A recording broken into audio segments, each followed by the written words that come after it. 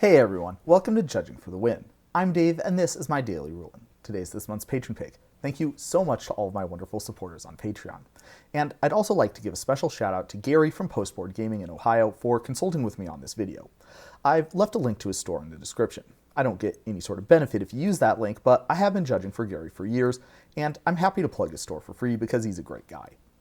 The topic that was chosen this month is counterfeit cards. A while back, the patron pick was Proxies, and I made it a point in that video to mention that proxies and counterfeits are not the same thing. The term counterfeit connotes that either the manufacturer or the user is intending to deceive others into believing that the card is authentic. Therefore, that label does not apply to situations where a third-party seller includes clear features such as original artwork or a non-magic card back on cards intended for use in a kitchen table game. Copyright infringement maybe, but not counterfeit. And I suppose there's another thing that I should mention. I don't purport to be an expert on the topic of ethics and morality, nor in any legal matters. Mostly I just know about Magic rules and policies. So I'll treat this topic as it relates to the context of a Magic tournament. I don't have a whole lot to say about what the right thing to do would be if you find out a member of your playgroup is using counterfeits on you, or if you see them for sale at a game store. So let's talk about that then. If a judge determines that one or more cards in a player's deck are counterfeit, what is the appropriate infraction, penalty, and fix? Well, I think pretty much anyone would know that using cards that weren't produced by WotC is against the rules.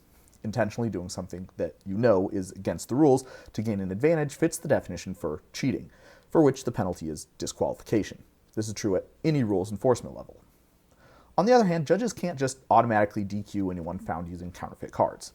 Think about it. By definition, counterfeit cards are made with deception in mind. People buy cards from online stores that they've never dealt with all the time. And even with reputable stores, they have things slip through the cracks from time to time. Depending on the quality of the fakes, it certainly is on the table that someone could be playing with them and not know themselves.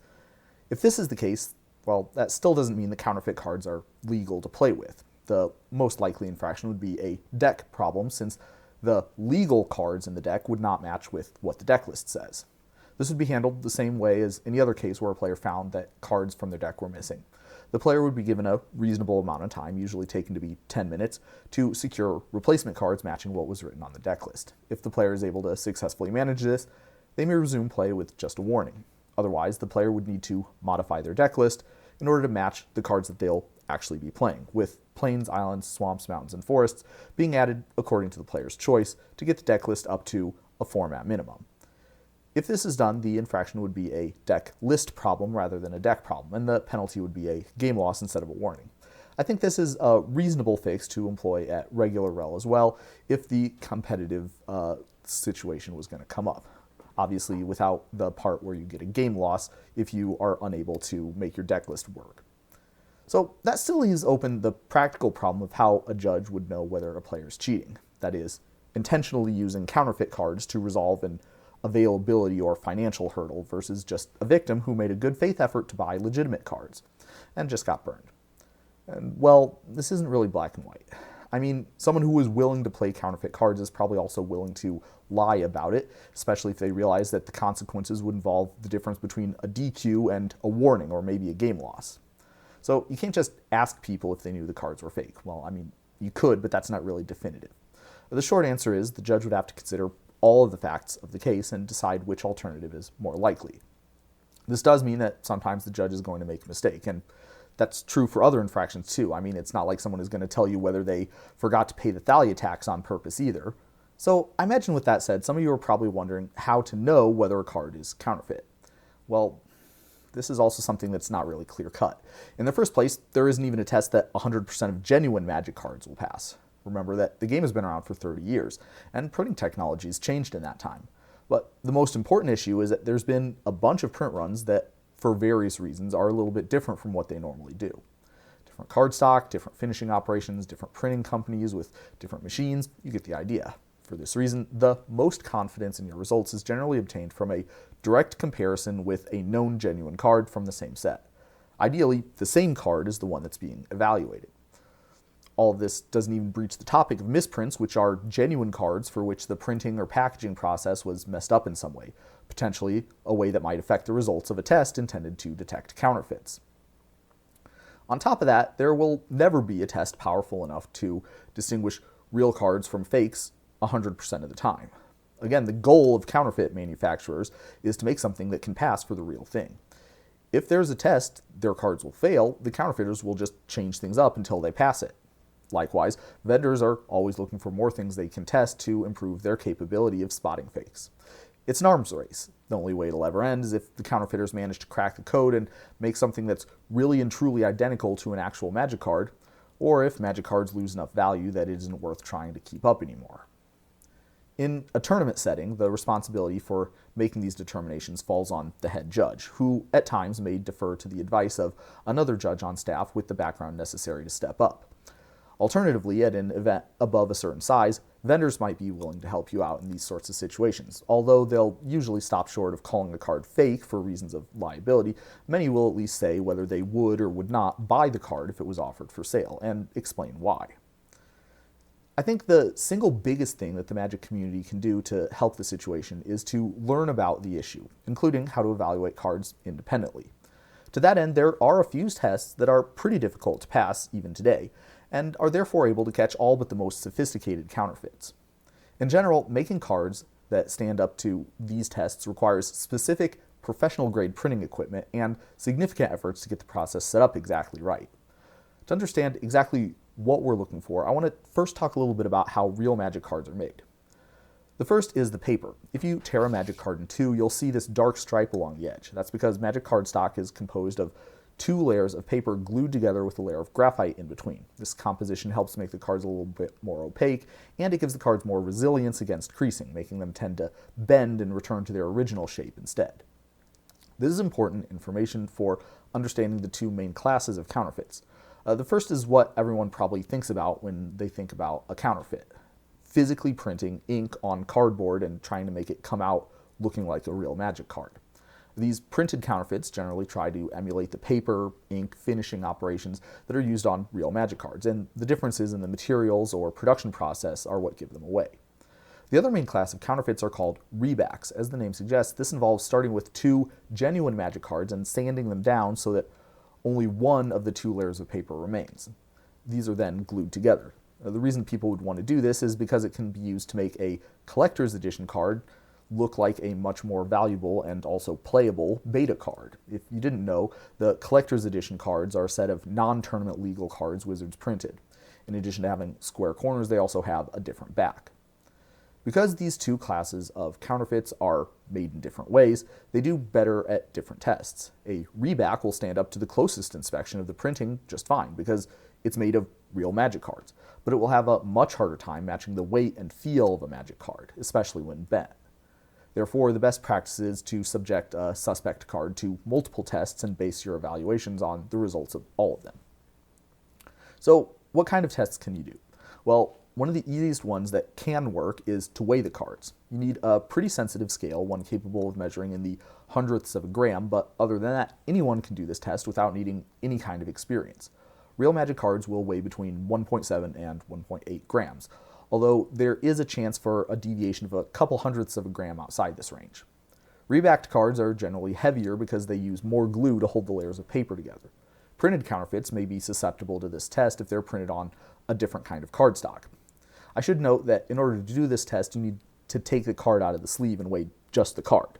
You can't weigh another sleeve and subtract its weight because sleeves have variation in their printing processes just like cards do.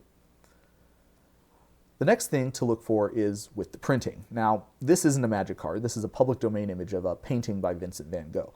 But if we zoom in, we can see that it was not painted with traditional brush strokes. Rather, the artist achieved a unique texture and feel by applying the paint in small, distinct dots. I'm showing you this because this is also how Magic cards are printed. The printing machines distribute little drops of ink in a grid pattern. Because the drops are very small and very close together, varying whether ink is applied at any given point in the grid can create the appearance of different shades, even though only 4 colors of ink are actually present on the card. When the cards are printed, they don't just print all the grids in the same spot. That would block out colors that you're supposed to see and result in lines from the dots lining up along the grid pattern. So what they actually do is they print each color one at a time and they rotate the grid for each color. This is called offset printing. You can see from looking at the spots where the grids are all present that The rotations result in a pattern called a rosette, and you can see the same sort of pattern on this high-resolution scan of the back of a Magic card. When Wizards sends their proofs of the card to the printing company, they use a computer program to break the final image that they want into 4 layers that say where the card is supposed to have cyan, magenta, yellow, or black ink on it. If the counterfeiter's printer is not set up exactly the same way, and if their computer program doesn't break down the image exactly right, you can use the differences in order to distinguish between their cards and the real ones. Unfortunately, this test also requires some specialized equipment. Unless your eyesight is a lot better than mine, you're going to need some form of magnification. I used a high-resolution scanner to make the images that I'm showing here, but a more practical in-the-field solution is a jeweler's loupe. Anyway, this is the basis of the green dot test that you might have heard about. If we take a look at the back of an actual Magic card, you can see that there's 4 small magenta spots that form an L shape in the bright spot of the green pip. Because all Magic cards use the same artwork for their back, this detail should be present on the back of all real Magic cards. Here's a side-by-side comparison with a counterfeit card so you can see the difference. Depending on the counterfeit, you might see many small magenta dots or none at all. Seeing 4 in the characteristic L shape would indicate a passed test. Another thing you might have noticed is that the black circle around the green dot doesn't look quite the same. This is due to another detail about how Magic cards are printed. I already mentioned that cyan, magenta, yellow, and black parts of each card are each printed in their own individual layers. But it turns out there's a difference between black that's used to make part of the card darker or that's part of the art, and black that's used for stuff on the card that's supposed to be a solid black, such as text and outlines around things like the mana symbols and expansion symbol. These solid black parts are printed in their own 5th layer after all the other 4, which helps get clear edges with no gaps. Some counterfeiters won't have this sort of overprinting, either because their manufacturers don't have the right kind of equipment to produce it, or because they're saving time and effort. Look for things that are supposed to have a clean, solid line, but actually have gaps or indistinct edges, which are indicative of being printed in the same layer as the rest of the black parts of the card. Good places to check include the bottom of the T in the, where the back says Magic the Gathering, which on real cards will exhibit kind of a jagged pattern, the card text, expansion symbols, borders around the text or art box, and mana symbols on the card. Like before, there can be some variation in how real Magic cards look too, so the gold standard is again to compare with a known real card from the same set, ideally the same name. Now, the last test that I wanted to talk about is how cards react to light. If you hold a bright light, such as a phone flashlight, up to a Magic card, you should see some of the light come through. Magic cards are not completely opaque, and the light will often take a bluish hue from the blue core of the cardstock. A reback and many printed counterfeits will often let little or no light through, since the core is more opaque than the core of an actual Magic card. Sometimes printed counterfeits will let a lot of light through because the cardstock either doesn't have a core or has a much thinner one. Things like the color of a card or how light or dark the card face is can affect how the light appears as it shines through. So this is another case where comparing against another card from the same print run is important for the determination. The light test is a good one to know because it's the only one that doesn't rely on having some kind of specialized tool, just your cell phone flashlight. It's also pretty easy to quickly flag fakes if you see an obviously wrong amount of light shining through them. Finally, I'll close out with some practical advice about detecting counterfeits in a live tournament. It's obviously not realistic to examine every card in an event. At some events, such as Eternal Weekend, where the concern about counterfeits is higher, there are more spot checks going on during deck checks, but even still, it's always a trade-off between higher scrutiny and spending judge resources doing other stuff. The amount of intrusion into the player's gameplay experience is also a factor. Most of the time, checking individual cards is only practical to do if there's some red flag that sets off suspicion. This could be something as simple as the gloss or feel of a card seeming off in some way, or a card looking out of place in a player's deck, such as a black-bordered dual land in a deck that otherwise contains the cheapest version of every other card, or maybe a piece of power being played in a deck that isn't even double-sleeved.